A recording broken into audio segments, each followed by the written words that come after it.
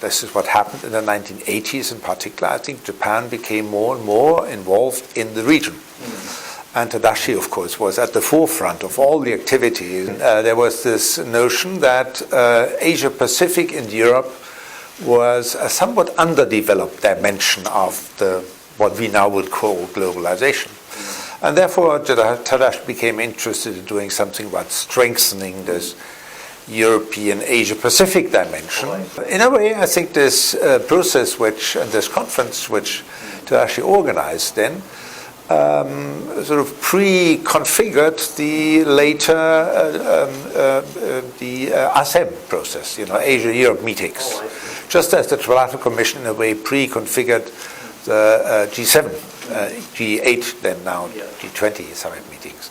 So, Tadashi always was at the forefront of this, and he was always very early on recognizing the needs and the opportunities for intellectual entrepreneurs.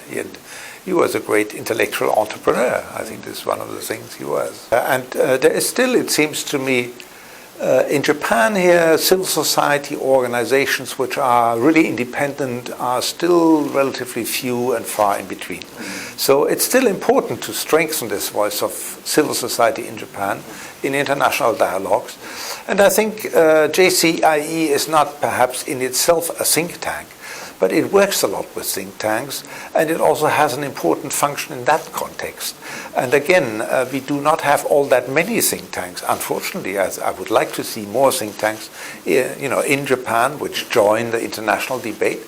And again, JCIE has been at the forefront of organizing this kind of debate, and this continues to be needed. I think this is still very important that Japan finds its voice, and expresses its views in those contexts of civil society and the global think tank networks.